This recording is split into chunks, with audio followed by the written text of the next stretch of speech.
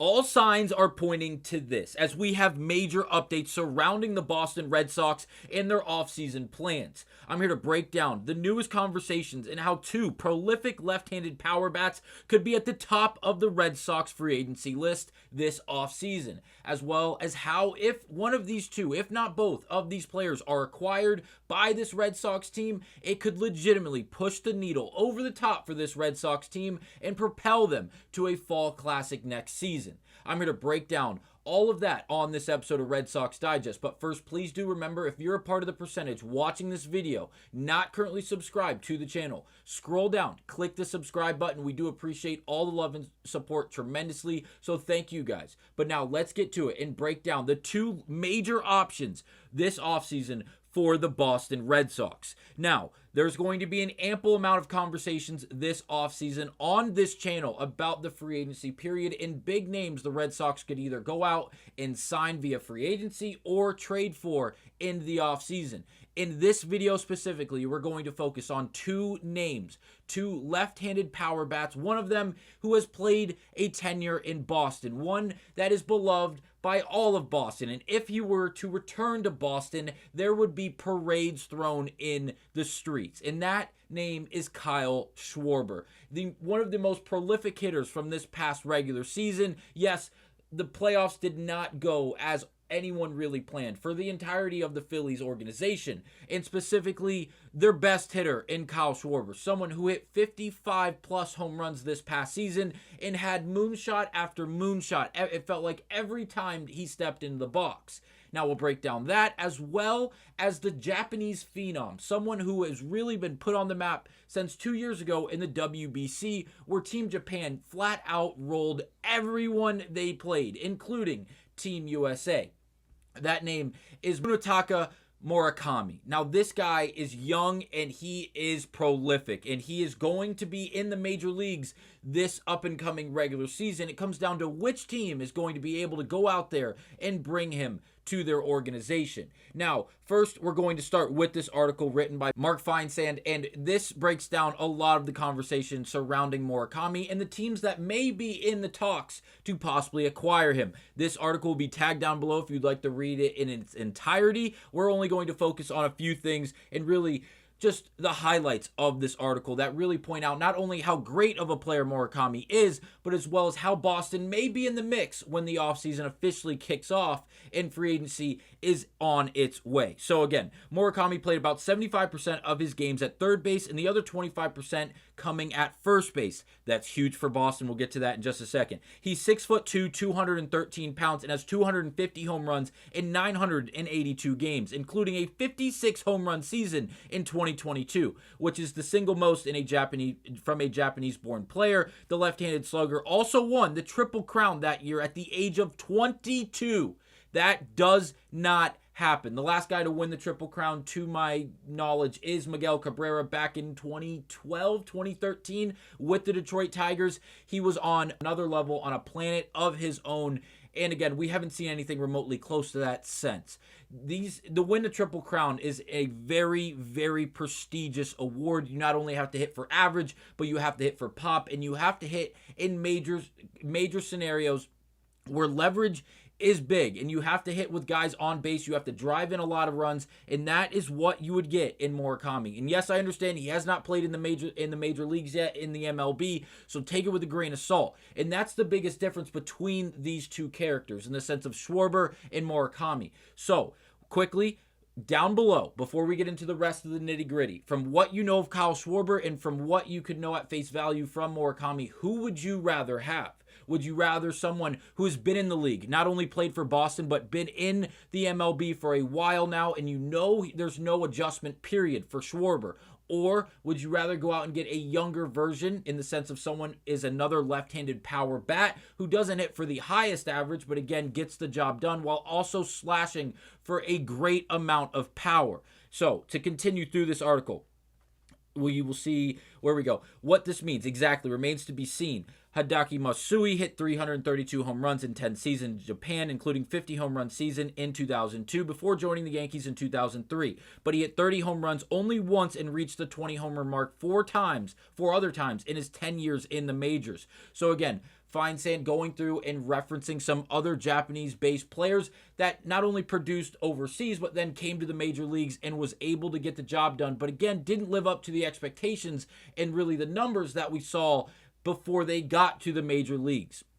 So to continue, we got a lot of information about teams that are going to be in the mix for Murakami, and it's no surprise it's going to be a lot of the heavy hitters. Teams like the Yankees, the Mets, the Phillies, and the Mariners are among the teams that could make a big push for Murakami, who hit 22 home runs and 47 RBIs with a 1043 OPS in just 56 games during an injury-shortened 25 campaign, flashing the type of power he showed in his 56 home run season. Sources say the Dodgers, Giants, and Red Sox could also be in the mix, though much of it will depend on how much each team views his ability to play first and or third, or his willingness to be a DH. This is a major part of this conversation, and a lot of this you can't have with Kyle Schwarber. Schwarber obviously was a catcher back in his days with the Chicago Cubs. We haven't seen him play catcher in a long time. Yes, he has had reps at first base. He's had reps at left field, but he's really a designated hitter at heart at this point. This whole past season, the majority, if not all of his reps were played at DH, and that's why the conversation for Schwarber is so intriguing. Is someone really going to go out there and pay him 40, 45, even possibly 48 to 50 million a year in AAV for the next 3 to 6 years to be a part of their team as a designated hitter? No fielding value, no defensive playing time, strictly just to swing the bat. And that's one of the major talking points about Kyle Schwarber that we have to take into account.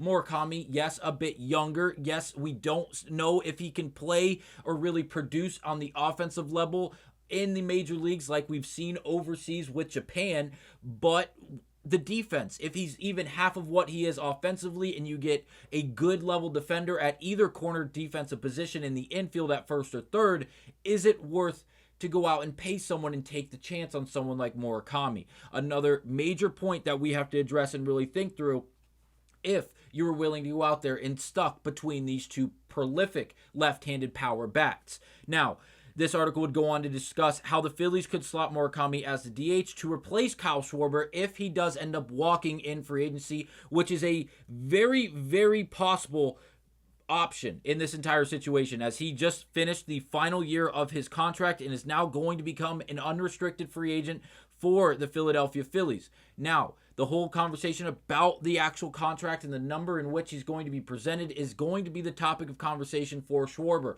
Our team's going to hold out and see if they can steal Schwarber away for a low number, aka what we saw last year with Pete Alonso, as Alonso opted out of his contract and wanted more money from the New York Mets, or really any team that was willing to go out there and pay him.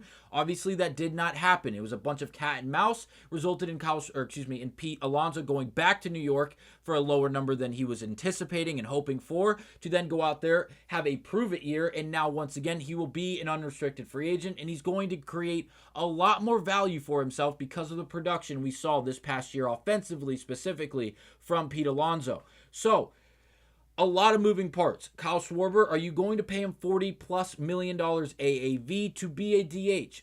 Someone who's not going to play any defense? Are you going to take a chance on someone who has not played in the major leagues yet in Murakami, who can play both first and third, but also what level of production offensively are you going to see from him as a newcomer in the major leagues? A very tough situation, but again, there are options here. The Red Sox have the money to go out and spend, and based off these quotes from Craig Breslow, it seems like, where did I put them? Right here, that they're willing to go out there and spend. Or just how are they going to decide to do this? Are they going to take the chance on the young man from Japan? Are they going to go out there and acquire someone who's already been in Boston, who's prolifically, strictly a DH?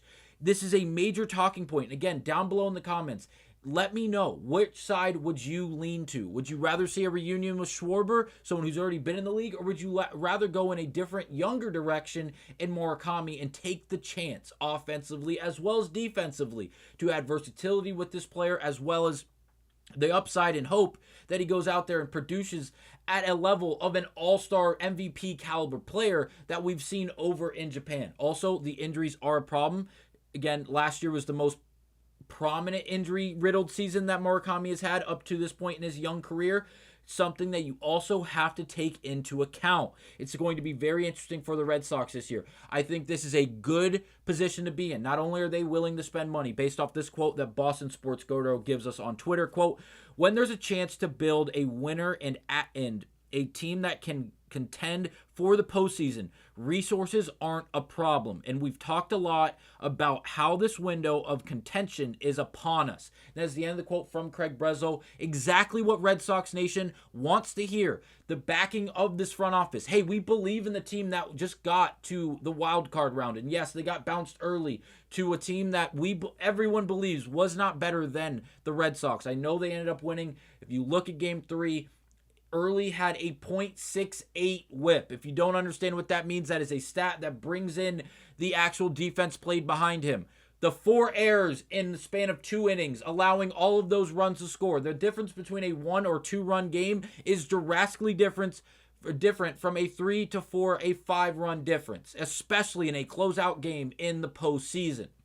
It's very, very different. The defense killed the Red Sox not only all regular season, but in the biggest moment in a win-or-go-home matchup in Game 3 of the wild card. So, to continue, not only through that article, but now quotes from Jon Heyman, obviously one of the best insiders surrounding and covering the game of baseball, goes on to mention the Mariners, Dodgers, Mets, and Red Sox as teams that potentially fit Murakami this offseason. And he couldn't be more correct. Outside of the other teams focusing on the Red Sox, Triston Casas, a left-handed power bat playing first base, his leg fell off like a week into the season. And it was really unfortunate. Everyone had so much upside and just faith and hope in Casas. And obviously, because of injuries throughout this point of his career, he has never found the ability to get on track and find his footing. Do the Red Sox bounce back and give Casas another opportunity? I don't know if they do. If there's an option to go out and get someone like Murakami to fill in at first base, he's another left-handed option. He's a left-handed power bat that could play first base. He's young.